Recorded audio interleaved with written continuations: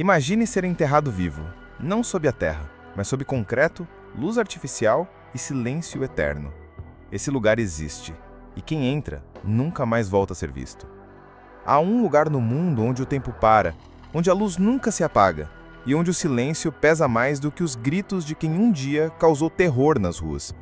Esse lugar se chama Sekote, o centro de confinamento do terrorismo, uma prisão construída para os homens mais perigosos do planeta.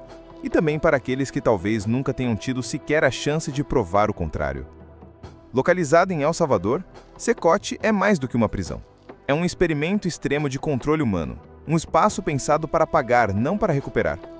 Lá dentro, os criminosos mais temidos da América Latina dividem celas superlotadas, vigiados 24 horas por dia, sem direito a visitas, sem contato com o mundo exterior, sem acesso à luz do sol e sem esperança.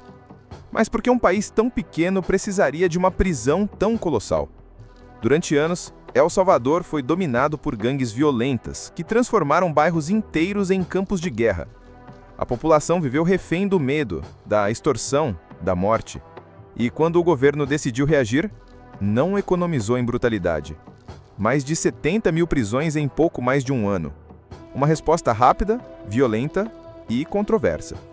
Neste vídeo você vai conhecer a prisão mais temida do mundo e mergulhar num universo onde até o tempo parece punir. Mas atenção, quanto mais fundo você for, mais difícil será sair com a mente intacta.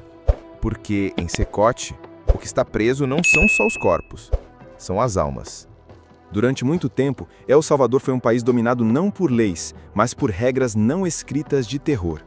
Num território pequeno, comprimido entre montanhas e mares, floresceu um dos climas de violência mais letais do mundo moderno. Não havia paz. Havia trégua com prazo de validade. Nas periferias, os muros não protegiam, eles marcavam territórios invisíveis, mas mortais. Cada esquina escondia um risco. Cada passo podia ser o último. As gangues que surgiram ali, MS-13 e Barrio 18, eram mais do que grupos criminosos. Elas se tornaram estruturas paralelas de poder, impuseram suas próprias leis, cobranças, punições, execuções. Basta dizer que houve tempos em que nem mesmo a polícia se atrevia a entrar em certos bairros. A violência não era pontual, era constante, era cotidiana. Era uma língua falada desde a infância. Os números eram surreais. El Salvador figurava ano após ano no topo dos rankings de homicídios. Corpos apareciam pelas manhãs jogados em terrenos baldios, becos, avenidas. Vidas anônimas silenciadas sem julgamento. Ali, crescer era sobreviver, e sobreviver era um ato de resistência. Mas em meio ao caos surgiu uma promessa de que aquele tempo de horror teria fim, de que o medo deixaria de ser o governante invisível da nação. O Estado, por fim, declararia guerra às gangues, uma guerra real, sem acordos, sem trégua, sem perdão.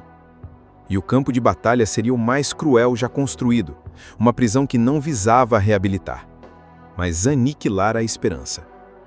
Foi nesse contexto que nasceu o Sekote, o Centro de Confinamento do Terrorismo, um nome técnico para uma criação medieval. Uma prisão pensada não como uma segunda chance, mas como um buraco negro, para onde são jogados aqueles que um dia brincaram de ser deuses, decidindo quem deveria viver e quem deveria morrer. E nesse lugar, o tempo não cura. O tempo pune. Construída em silêncio, longe das câmeras, no meio do nada, Sekote não parece ter sido feita para o presente. Ela se impõe como um monólito de outro tempo. Um lugar criado não apenas para aprisionar, mas para apagar. Erguida em apenas 7 meses, essa estrutura colossal não é uma simples cadeia. É um monumento ao isolamento absoluto. Localizada em uma região remota, sem vizinhanças, sem acessos fáceis, sem possibilidade de fuga, Sekote foi projetada como uma fortaleza intransponível. Muros duplos com cercas elétricas, torres de vigia armadas, sensores de movimento e bloqueadores de sinal. Nenhum dado entra ou sai, nenhuma mensagem escapa. Não existe telefone, não existe contato, não existe mundo exterior. Seu perímetro é vigiado por centenas de soldados. Ali, nem a sombra se move sem ser notada. O complexo se espalha por mais de 400 acres e abriga 8 módulos gigantescos. cada um contendo dezenas de celas, cada cela dezenas de homens. Mas a arquitetura não é o que mais choca, é o conceito. Secote foi construída sobre um único princípio. Ninguém que entra ali deve sentir que ainda pertence ao mundo dos vivos. É uma prisão projetada para silenciar, para transformar presença em ausência, para deixar claro que aquele que cruza os seus portões deixa de existir. Quando os primeiros prisioneiros chegaram a Secote, chegaram como homens marcados, transportados em comboios, enfileirados, algemados, descalços. A imagem era de uma marcha silenciosa para o abismo. Cabeças baixas, torsos nus, olhares perdidos. Homens que antes aterrorizavam comunidades inteiras, agora eram apenas corpos obedientes, amontoados como peças descartadas. Ao atravessar os portões da prisão, um ritual começa. Não há boas-vindas, não há palavras. Apenas escaneamentos, revistas, comandos frios e secos. Tudo é removido. Roupas, identidade, nome.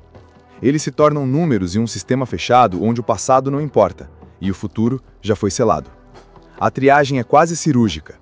Corpos inspecionados até o último centímetro. Nada pode entrar, nem objetos, nem memórias. Depois disso, os detentos recebem seu uniforme. Uma camisa branca, um short branco, um par de chinelos. Nenhum item pessoal. Nada que os conecte ao mundo de fora. Nada que os diferencie entre si. Ali, todos são iguais, igualmente esquecidos. Não há celas individuais. Cada espaço abriga dezenas de homens. A privacidade morre no primeiro dia. A dignidade morre logo depois. Familiares não podem visitar. Telefonemas são proibidos. Cartas jamais chegam. Alguns sequer sabem se ainda tem alguém esperando do lado de fora. Outros, que talvez nunca deveriam estar ali, foram engolidos pela máquina do sistema. Mas em Secote, não há retorno, não há audiência, não há voz. A entrada é fácil. A saída, simplesmente não existe. Dentro da Secote, o tempo não corre. Ele apodrece. Os dias não têm começo, as noites não têm fim. O ciclo é uma repetição mórbida que esmaga o espírito, lentamente, silenciosamente. As celas são gigantes de concreto. 4 paredes, 2 vasos sanitários, um tonel de água e camadas de beliches frios onde até o sono hesita em se deitar. Não há colchões, não há travesseiros. Os presos dormem sobre o aço. Sonham, se é que ainda sonham, com liberdade que nunca mais verão. Não existe luz natural. As lâmpadas jamais se apagam. Ficam acesas o tempo todo. De dia, torturam a visão. À noite, devoram o sono. Alguns tentam cobrir os olhos com as toalhas que recebem, mas nada impede que a vigília continue. Porque dentro da Secote, até o sono é vigiado. A alimentação segue a mesma lógica. Feijão, arroz e uma bebida adocicada. Todo dia. Todo santo dia. Servido em porções mínimas. Comido com as mãos. Sem tempero. Sem carne. Sem esperança. Não se come por prazer. Come-se para não desmaiar. A rotina segue uma programação que não muda. De manhã, acordam. À tarde, continuam acordados. À noite, seguem acordados. Uma vez por semana, por apenas 1 hora, alguns podem sair da cela para se exercitar. Mas não há pátio aberto. Apenas espaço interno e vigilância armada. E esse é o único contato com algo que se assemelha à liberdade.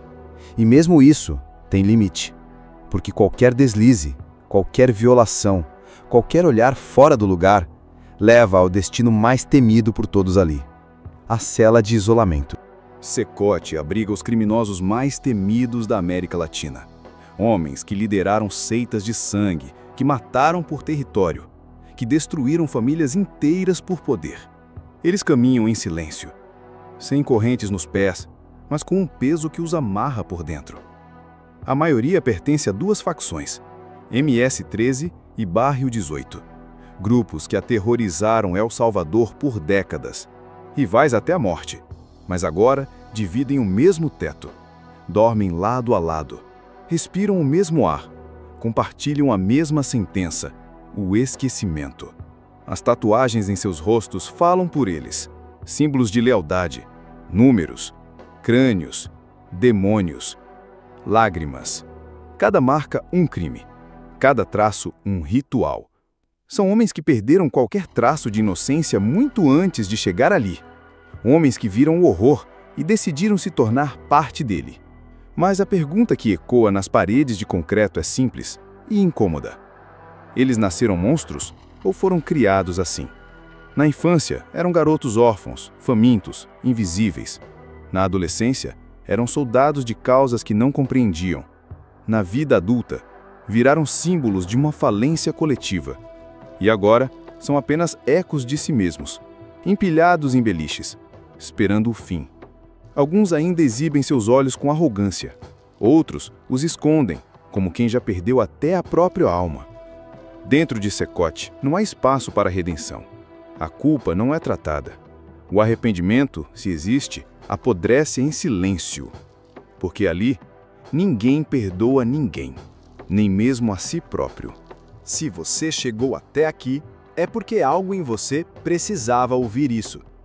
Talvez o que te incomodou seja o que precisa ser entendido, e o que te calou seja o que precisa ser refletido.